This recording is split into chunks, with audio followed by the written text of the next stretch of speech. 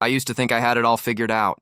A wife who adored me, parents who trusted me, a small business that paid the bills. Life felt simple, maybe even peaceful. Looking back, I realized peace was just the silence before the storm. Lauren looked perfect that evening. Red dress, calm smile, the kind of woman who could win anyone over with a glance. My mother had spent all day cooking, and the table was full of laughter when we sat down. "Margaret, this roast is amazing," Lauren said sweetly. "You've outdone yourself again," my mother smiled. "Thank you, dear. It's nice to see you both together for dinner." "It's been a while," Lauren laughed softly. "Daniel's been working late again. I barely get to see him these days." I glanced at her. "You told me to take that extra project. You said we needed the money." Her eyes flickered, but she smiled at my mother. "Of course I did. I just miss him, that's all." Something about her tone made my stomach tighten. My mother looked at me with quiet sympathy, as if I had done something wrong. I tried to shake it off and kept my voice calm. "It's just been a busy month. Things will slow down soon." Lauren reached for my hand under the table, squeezing it gently. "You always say that," she whispered. "I just hope your family knows how much you sacrifice." Her words sounded kind, but the way she said them felt like a test. My mother tilted her head. "Sacrifice?" "Oh, nothing," Lauren said quickly. "He just works so hard." "Sometimes I worry he's overdoing it." The table grew quiet for a moment. My sister Emily looked between us, lips pressed together. She barely spoke the rest of the evening. After dessert, while Mom cleared the plates, Lauren followed her into the kitchen. Their voices were soft at first, just light chatter. Then I heard Lauren say, "I just want him to be happy, you know? But he's been so short-tempered lately." I froze halfway through stacking dishes. My heartbeat thudded in my ears. Mom answered quietly, "He has?" I hadn't noticed, Lauren sighed. "He doesn't mean to. It's just stress. I tell him to rest, but he won't listen." I didn't move. Every word felt like a knife pressed gently against my ribs. When they returned, Lauren smiled at me like nothing happened. "Ready to go, honey?" I nodded, pretending everything was fine. But the drive home was silent. I wanted to ask her what she meant, yet something in me stayed still, afraid of what I might hear. At home, I finally spoke. "What did you tell my mom back there?" She turned from the mirror, removing her earrings slowly. "Nothing bad. I just told her you've been stressed." "Why would you say that?" "Because it's true," she said, brushing her hair. "You've been on edge. Everyone sees it. I've been tired, Lauren. That's not the same thing." She met my eyes in the mirror. "Sometimes tired turns into something else." I laughed bitterly. "What's that supposed to mean?" "It means I worry about you," she said softly. "You snap at people, you forget things. I'm just trying to help." I felt anger rising, but I swallowed it. "You make it sound like I'm losing control." "Maybe you are," she whispered, and then smiled. "But don't worry. I'll always defend you, defend me." The words rang hollow. That night I lay awake staring at the ceiling while she slept beside me, peaceful as ever. Her breathing was slow and steady, like someone who had nothing to hide. In the morning I found her making coffee. She kissed my cheek. "Don't forget dinner at your parents' again next week." "They said they missed us," I frowned. "Really?" Mom didn't seem thrilled last night. "She just worries," Lauren said lightly. I told her we're fine. But something in her tone lingered in my head all day. At work I tried to focus, but her words kept echoing. "You snap at people. You forget things." I started wondering if she had said the same to Emily, maybe even Dad. When I returned home that night, Lauren was on the phone. She lowered her voice when I walked in. "I'll talk to him," she said, then hung up quickly. "Who was that?" I asked. She smiled. "Your mother. She asked how you're holding up." My pulse quickened. "Why would she call you about that?" "Because she cares," Lauren said. "You're lucky, you know. Not everyone has a family like yours." I nodded, but the words tasted strange. At dinner, she laughed like nothing had happened, passing me a plate of pasta. "You're quiet tonight," she said, "just tired."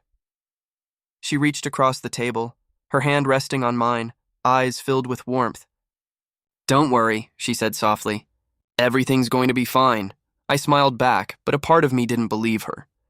Beneath her gentle touch, I could feel something else, something sharp, something hidden, and though I didn't know it then, that was the night everything began to unravel. Lauren started sighing every time my mother called. It was never subtle. She'd sit beside me, arms crossed, breathing heavily until I hung up. One evening after dinner, she said, "You know what bothers me? The way you drop everything when your mom calls." I set my phone down. She just needed help with her computer. It took 5 minutes. She stared at me. "It's not about time, Daniel. It's about priorities. My family is part of my life. I can't ignore them." She folded her arms tighter. "And what about me? Am I supposed to sit here while you run back to them for every little thing?" I tried to stay calm. "You're overthinking it. You know they mean a lot to me." "I know," she said sharply. "Sometimes I think they mean more than I do." Her words hit harder than I expected. "That's not fair." She looked away. "Maybe, but that's how it feels." The room fell quiet. I thought about apologizing, but something told me not to. Days later, Emily stopped by. She'd always been close to me, but now her smile looked forced. "Hey, big brother," she said, stepping in. "Lauren told me you've been stressed lately." I frowned. "She told you that?" "Yeah," Emily said, shrugging. "She's worried about you. Said you've been snapping a lot." "Snapping?" I asked. "At who?" She didn't say. "Just that you've been different," I laughed under my breath. "Different how?" Emily hesitated. "She said you yelled at her last week." I stared at her. "I didn't yell. We had an argument, but I didn't raise my voice." "She seemed upset," Emily said softly. "Maybe you didn't notice." "Emily," I said, my tone firmer. "You've known me my whole life. Do you really think I'd yell at my wife for no reason?" Emily bit her lip. "I don't know. People change." Something in me sank. "You believe her." "I didn't say that," she whispered. But her silence said everything. When she left, Lauren came out of the bedroom pretending not to have heard. "That went well," she said casually. I turned toward her. "Why did you tell Emily I yelled at you?" She blinked. "Because you did." "I didn't," I said firmly. "You twisted the story." Her eyes watered. "Why would I lie about something like that?" "You tell me," I said quietly. She wiped her tears, her voice trembling. "You're accusing me of lying to your family? What kind of husband does that?" "The kind who's starting to wonder what's going on," I said. She shook her head, crying harder. "I can't believe you'd think that of me." The argument ended with her locking herself in the bedroom. I sat on the couch, my thoughts spiraling. That night she came out, eyes red. "I'm sorry," she said softly. "I just hate fighting with you." "I don't like it either," I muttered. She reached for my hand. "Then don't let your family come between us." The next few days, my father sounded distant when I called. "Your mother says you've been short with her lately," he said. "What?" "I've barely spoken to her. She feels like you're avoiding her," he replied. "I'm not," I said quickly. "Dad, I don't know what's being said, but it's not true." He sighed. "Maybe you should take a step back, son. Think about how you talk to people." I wanted to argue, but what could I say? Lauren had already written the story, and I was just reacting to her script. When I hung up, she was watching me from the kitchen doorway. "Everything okay?" she asked sweetly. "Did you talk to my parents again?" She smiled faintly. "I called to check on your mom. I didn't think that was a crime." "What did you tell them?" "Only that you've been under pressure," she said. I was trying to help. "Help?" I repeated. "By making me sound unstable?" Her expression hardened. "You know what, Daniel? I'm done being the villain in your head." "I never called you a villain," I said quietly. "You didn't have to," she snapped. "The way you look at me says enough." She turned away, muttering under her breath, "I can't do this if you don't trust me." For a moment, I almost apologized again. She looked fragile, broken even. But something about her tears didn't feel real anymore. Later that night, I walked past the bedroom and saw her phone light up. She was in the shower. The screen flashed with a name, Mom. I hesitated, my heart pounding. When I picked it up, a message appeared. "I told him you were worried. He'll listen eventually." I stared at it, disbelief flooding me. When Lauren came out, towel in hand, I asked, "Why is my mother texting you about me?" She froze for a second, then smiled faintly. "Because she cares about you." "I told you that," I nodded slowly. "Right, you told me." She placed a hand on my chest. "You're being paranoid, love." I looked at her calm face, the same one that had once made me feel safe, and for the first time I realized I no longer knew who was standing in front of me. Lauren's lies didn't come all at once. They started small, the kind of things that sound harmless until they grow roots. One evening, I came home to find her sitting at the table with my father. His arms were crossed, his expression unreadable. "Dad?" I asked, setting down my keys. "What are you doing here?" He didn't answer immediately. Lauren spoke first. "He wanted to talk to you, Daniel. I told him you might not like it, but he insisted." "What's going on?" I asked. Dad leaned forward. "We just want to make sure everything's all right." I frowned. "Everything's fine." Lauren touched my arm gently. "Your father's worried about you." "We both are." "Worried about what?" She hesitated. "You've been acting distant." "Forgetting things." Snapping easily, I looked at her. "What are you talking about?" Dad sighed. "Lauren said you've been under a lot of stress. Maybe too much." "Dad, I'm fine," I said firmly. "I've just been tired." "That's it," Lauren lowered her eyes. "You've been hiding money, Daniel. I only found out when I saw your bank statement." My head snapped toward her. "What? That's business money." "For supplies," she looked at my father. "He gets defensive every time I bring it up." "That's because you twist everything," I said, voice rising. "Why would you say that in front of him?" Dad's face hardened. "Don't talk to her like that." "Like what?" "I'm defending myself." Lauren's voice trembled. "I didn't mean to upset you. I just thought your father deserved to know the truth." "What truth?" I shot back. "That you're making things up?"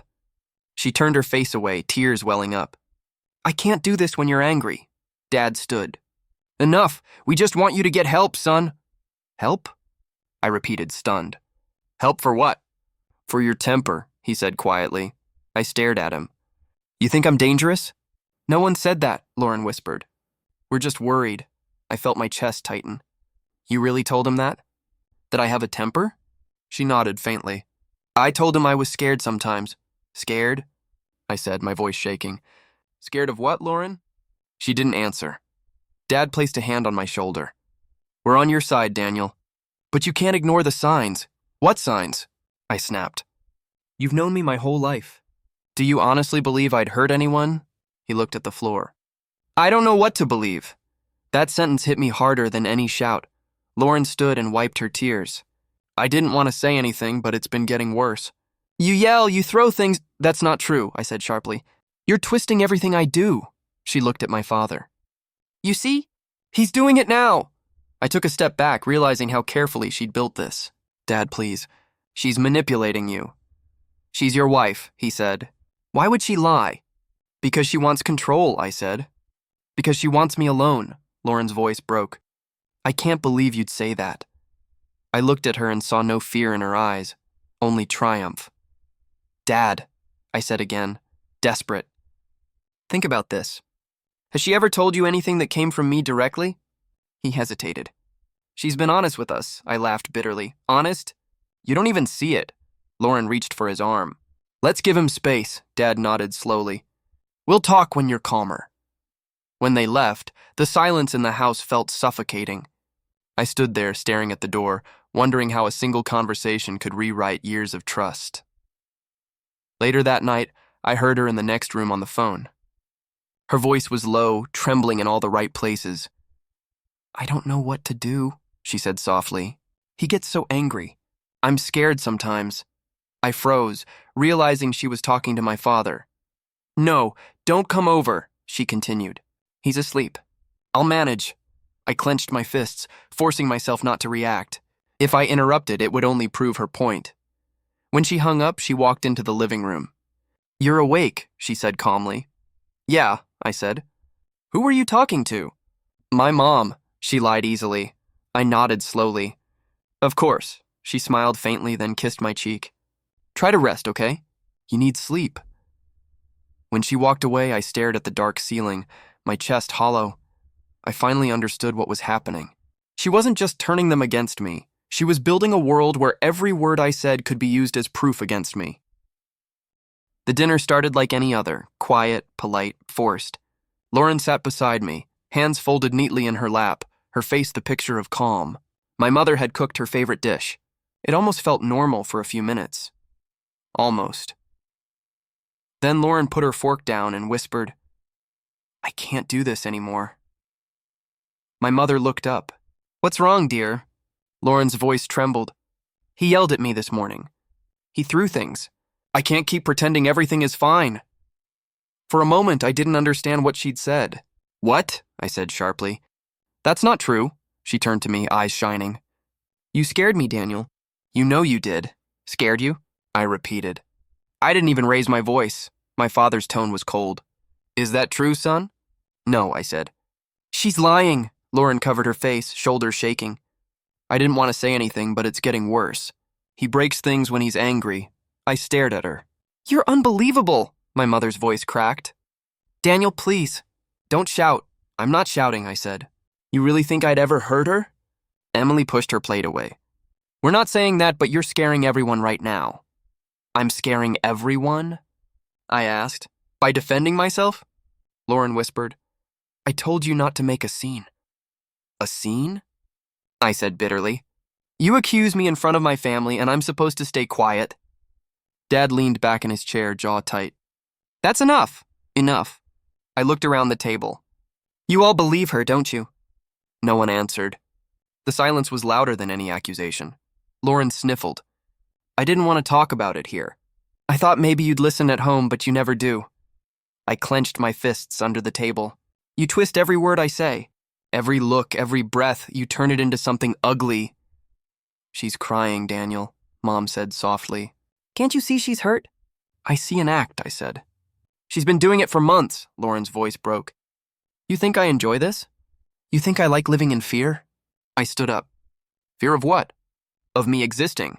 Emily pushed her chair back. Stop it. Both of you. She's lying, I said, turning to her. You're my sister. You know me. You've seen how she... Emily shook her head. I don't know what to believe anymore. Those words stung more than anything. Lauren whispered. I just want him to get help. Dad's hand hit the table. That's enough for tonight. I looked at him. You really think I need help? He didn't look at me. I think you're not yourself. My mother stood and started clearing the plates, her hands trembling. Let's not fight, please. Lauren reached for her water glass, eyes still glistening. I didn't want to ruin dinner. You ruined everything, I said. Her lower lip quivered, perfectly timed. You see? That's what I mean. The anger. The coldness. I'm angry because you keep lying, I snapped. Dad stood. Go cool off. Cool off, I said. You're all sitting here judging me based on her tears. Emily's voice cracked.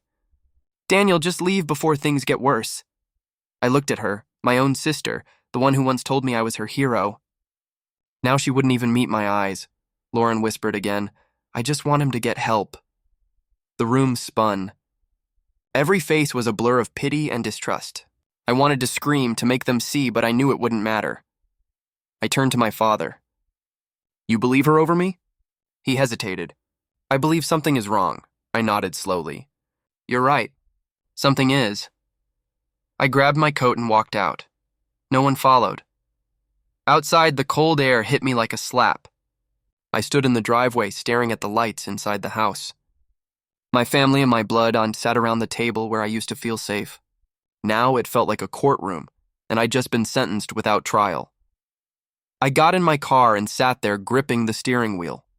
The silence pressed against my chest until I could barely breathe. For the first time, I didn't cry. I didn't call anyone. I just sat there watching my breath fog the windshield. Everything inside me felt drained, emptied. I'd spent weeks trying to explain myself, trying to make them see the truth. But explanations didn't matter when lies were easier to believe. Lauren had won this round. She had them. Every word she wanted them to repeat, every tear timed perfectly. But sitting there in that car, something shifted. I whispered to myself, no more. I wouldn't beg again. I wouldn't defend myself to people who'd already decided I was guilty. One day, I thought the truth will speak for me. When it does, they'll finally see what she really is. The first few weeks alone felt strange. My apartment smelled of paint and emptiness. I worked, ate, slept, repeated. I told myself silence was better than being surrounded by lies. Lauren still called sometimes, her voice soft and practiced. You don't have to punish yourself, Daniel, she'd say. I'm not punishing myself, I'd reply. I'm just done pretending, she sighed. Your family worries. You should visit. I doubt that, I said. You've been doing a good job visiting for me. Her tone sharpened. They need comfort. They need the truth, I said, and hung up. Every call ended the same way, her trying to sound like a victim, me refusing to play the role of the villain. One night, my phone buzzed. It was Jake. Hey, man. You busy? He asked. Not really. Just got home. He hesitated. You should sit down. I'm already sitting, I said. What's going on? He exhaled. I saw Lauren tonight. So what? I asked. She's probably at my parents' again. No, he said. She was at that new restaurant near downtown. With someone, I frowned. Who? Ryan, he said quietly. The name hit harder than I expected. Ryan, the guy who used to work for me, the one who'd quit 2 months before Lauren and I started drifting apart. Are you sure? Positive. I walked right past their table. They weren't acting like friends. Define not acting like friends, I said. She was holding his hand, Jake said. They looked close. I closed my eyes. You have any proof? He hesitated. I didn't want to take a photo like some stalker, but Jake, I interrupted. I need to see it. A moment later, my phone buzzed again. The picture loaded slowly, my heart thudding with every second. Then it appeared, Lauren leaning across the table laughing, her hand resting on Ryan's arm. His face tilted toward hers, comfortable, familiar. Jake's voice broke through the static in my head. I'm sorry, man. I stared at the photo for a long time. Don't be. You okay? He asked. I'm fine, I said. Actually, I think this helps. Helps? He repeated. It means I'm not crazy, I said quietly. Everything she accused me of was projection. She's been doing this for months. Jake's tone hardened. You want me to confront her? No, I said. Not yet, he paused. You're awfully calm. Because I'm done reacting, I said. I've spent enough energy defending myself. Now I'm just observing. He let out a low whistle. Man, I don't know how you do it. I stopped expecting honesty, I said. Makes disappointment easier to manage. After we hung up, I sat in the dark, staring at the photo again. The anger didn't explode like before. It simmered, controlled. I thought about all the nights she told me she was visiting my parents, crying on my mother's shoulder about how distant I'd become. I imagined her smile fading the moment she turned away from them. Lauren's lies weren't about love anymore. They were about convenience, about keeping her image spotless while she built another life behind mine. The next morning, I called Jake back. I need your help, I said. Anything, he replied. I want you to keep an eye on her. Discreetly. No confrontation. Got it, he said. You planning something? I'm planning to stop being her fool, I said. He laughed quietly. Now that's the Daniel I know. For the next few days, Jake sent me small updates. Texts, photos, times. Lauren meeting Ryan again, leaving in his car, smiling like someone without a care in the world. Each picture stripped away whatever illusion I'd been clinging to. One evening, she called again. You've been quiet lately, she said. I've been thinking, I replied. About us? About you, I said, and the kind of person you are. She went silent for a moment. You sound cold. Clarity can feel that way, I said. What's that supposed to mean? It means I see you now, I said. Really see you, her voice shook. Daniel, I don't know what you've heard, but I'm not the villain you think I am. Then stop acting like one, I said, and hung up. That night, I opened a folder on my laptop. Every message, every photo, every record went in there, a quiet archive of truth. I wasn't sure what I'd do with it yet. But for the first time in months, I felt calm. I no longer needed her to admit anything. The truth didn't need her permission, it just needed time. I'd waited long enough. Weeks of silence had sharpened my patience into something dangerous. Every lie she told, every tear she faked, I stored it away like ammunition. By the time the next family dinner came around, I was ready. Lauren had planned it herself. She called everyone, told them it was time to make peace. Her words, not mine. I arrived with my folder, my phone, and the calm of someone who already knew the ending. When I stepped into my parents' house, she greeted me with that familiar smile. You came, she said softly. Of course, I replied. Wouldn't miss it. My mother hugged me stiffly. My father gave a small nod. Emily sat across the table, avoiding my eyes. Lauren moved around like a hostess on a stage, pouring drinks, cracking jokes, making sure everyone felt comfortable. Her hand brushed my shoulder when she sat beside me, and I almost laughed at the performance. Halfway through dinner, she raised her glass. I just want to thank everyone for being here, she said. It means a lot. Family should always find a way back to each other. I let her finish before speaking. You're right, I said quietly. Family should always find their way back to the truth. The room fell silent. My father frowned. Daniel, don't start. I'm not starting, I said calmly. I'm finishing. Lauren's smile faltered. What do you mean? I pulled out my phone and placed it on the table. I've got something to play for everyone. Just a few seconds. Daniel, my mother said, uneasy. What is this? Proof, I said simply. You've all heard her version. Now it's time for mine. Lauren laughed lightly. You don't need to do this. We're trying to move forward. Funny, I said. You never told me you wanted to move forward when you were telling them I was dangerous. Her eyes narrowed. That's not fair. Neither was lying, I said, tapping play. Her voice filled the room, clear and mocking. They believe everything I say. It's almost too easy. Margaret cried when I told her he threw something. Can you imagine? Then came laughter. Hers, cold and confident. No one moved. My mother's fork slipped from her hand. Emily froze mid-breath. My father's expression darkened into disbelief. Lauren reached across the table. That's not what it sounds like, she said quickly. Emily spoke first. Lauren, that's your voice. I was joking, Lauren stammered. Ryan recorded that as a prank. You know how he is. My mother shook her head slowly. You made me think my son was dangerous. Lauren's composure cracked. I didn't mean for it to go that far. I leaned back in my chair. You meant every word. You wanted them to turn on me. She turned toward me, her voice breaking. You were angry all the time. I was scared. I looked her dead in the eye. You weren't scared. You were bored. She blinked, speechless. Emily's voice trembled. You used us. You used all of us. Lauren's lips trembled. Emily, please, you don't understand. I understand perfectly, Emily said. You built your story on lies. My father stood, his voice low and steady.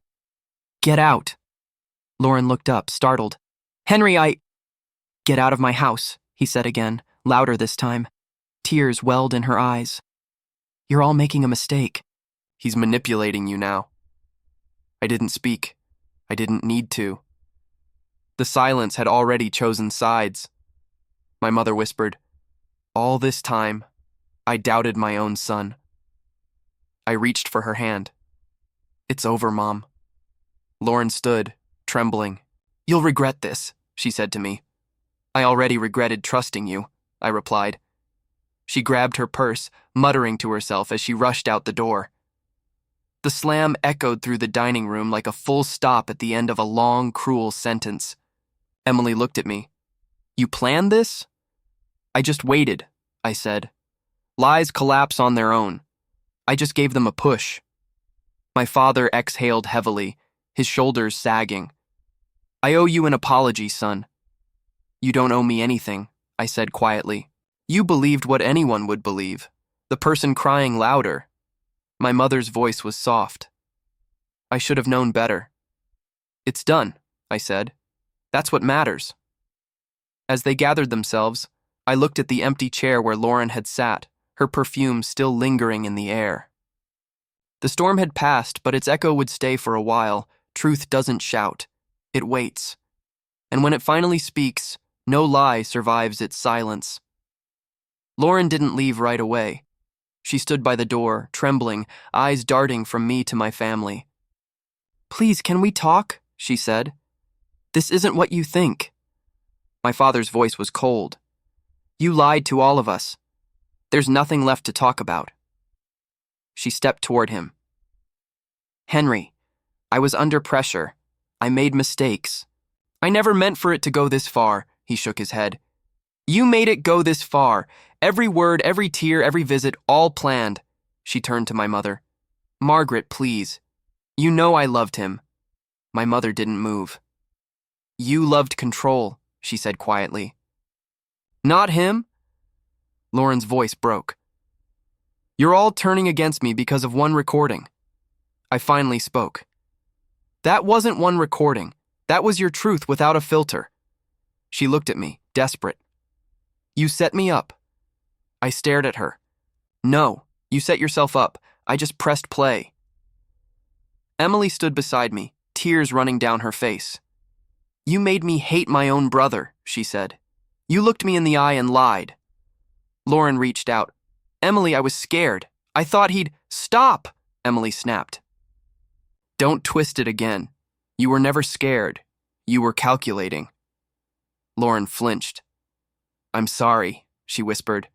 You're sorry because you got caught, Emily said. Lauren turned to me. Daniel, you're quiet. Say something. I looked at her and said, There's nothing left to say. Her lip trembled. You can't just stand there like this doesn't mean anything. We were married. I nodded. We were. And I meant every word I ever said to you. You didn't. She shook her head. I lost myself trying to be the wife you wanted. No, I said. You lost yourself trying to be the person everyone would pity. She looked around helplessly. You're all being unfair. My father's voice was firm. Unfair was making your lies our reality. Unfair was turning this house into a stage. Lauren pressed her hands together. I didn't want to hurt anyone. You hurt everyone, my mother said softly. And you enjoyed it until the lights turned on.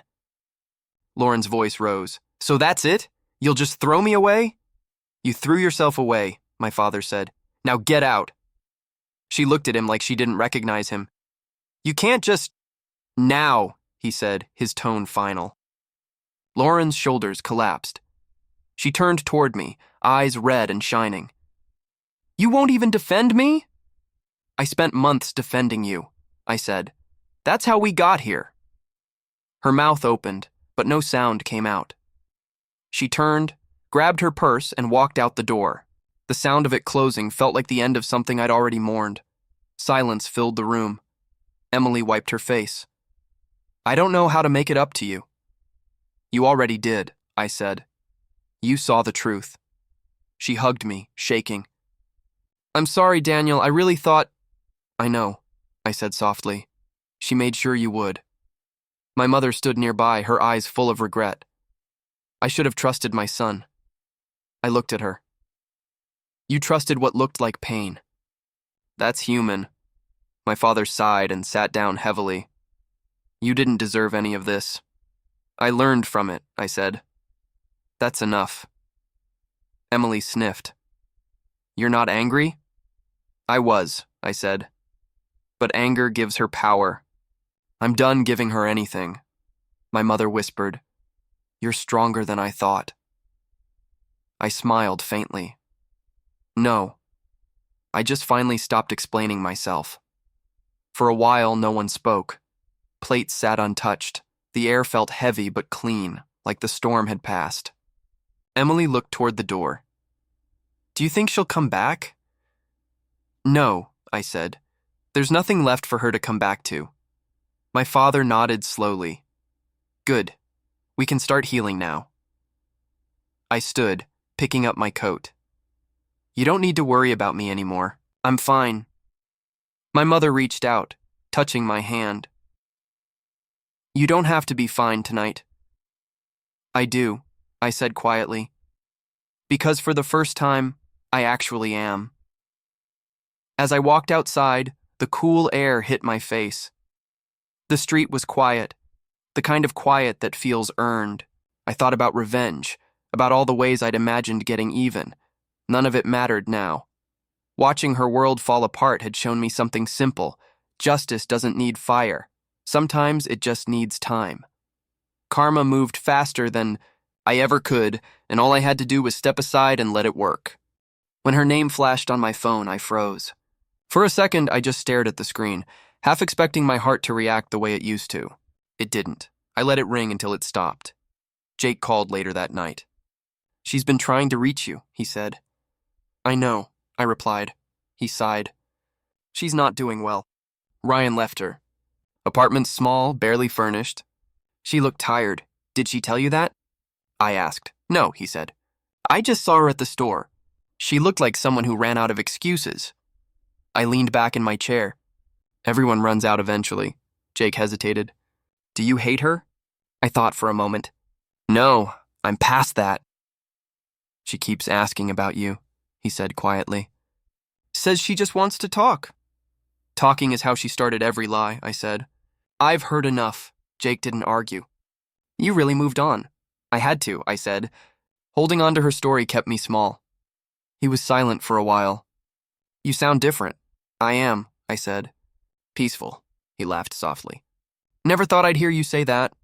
Neither did I. A few weeks later, my mother called. "Family dinner this Sunday," she said. "Don't be late." When I arrived, the table was already set. The air smelled like roasted chicken and herbs. My father was pouring wine, Emily was laughing with him, and for once no tension lingered. I sat down, glancing at the empty seat across from me.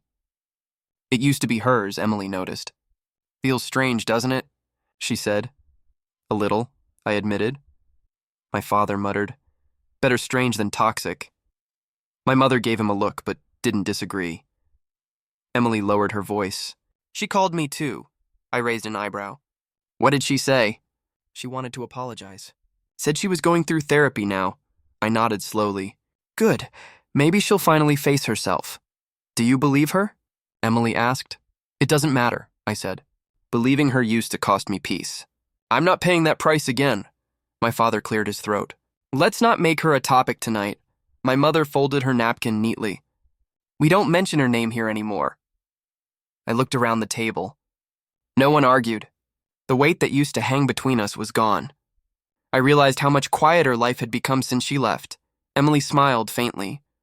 "You seem lighter." "I feel it," I said. "It's strange, though. I thought closure would come from hearing her admit she lied." "And it didn't?" my father asked. I shook my head. "Closure came when I stopped waiting for it," he nodded. "That's how healing works. You stop chasing it and it finds you." Dinner went on in laughter and small talk. Every voice around me felt real again, not filtered through suspicion. For months I had dreaded this table, but now it felt like home. When Emily reached for the mashed potatoes, she said, "Remember when Mom burned these last time?" My mother laughed. "That was because your brother distracted me." "I didn't distract you," I said. "You just forgot the timer," she smiled. "You're still stubborn." "Maybe," I said. "But at least now it's quiet stubbornness." We all laughed. For a brief moment, I saw the family we were before everything fell apart. Later, when everyone was cleaning up, my mother placed her hand on mine. "You're happy again," she said. "I'm learning to be," I replied. "You deserve it." "I think we all do," I said. Outside, the night air was calm. I stood by my car, looking up at the faint stars. I remembered the nights I sat inside this same car, broken, replaying her words, wondering how it all went wrong. Now, those memories felt like old photographs, distant, faded, harmless. Jake texted me. "She asked me if you'd forgive her one day." I stared at the message and typed back, "Forgiveness isn't something she needs from me. It's something she needs from herself." I put the phone away. For the first time in a long while, my chest didn't feel heavy. People think revenge is loud, that it's fire, confrontation, or winning some final argument. They're wrong. Real revenge is silence. It's walking away without bitterness. It's knowing the person who tried to destroy you has to live with what they did. I got in the car and started the engine. As I pulled away, I caught my reflection in the rearview mirror. There was no anger left, no sadness. Just calm. I didn't win by destroying her. I won by surviving her. And sometimes silence is the loudest revenge.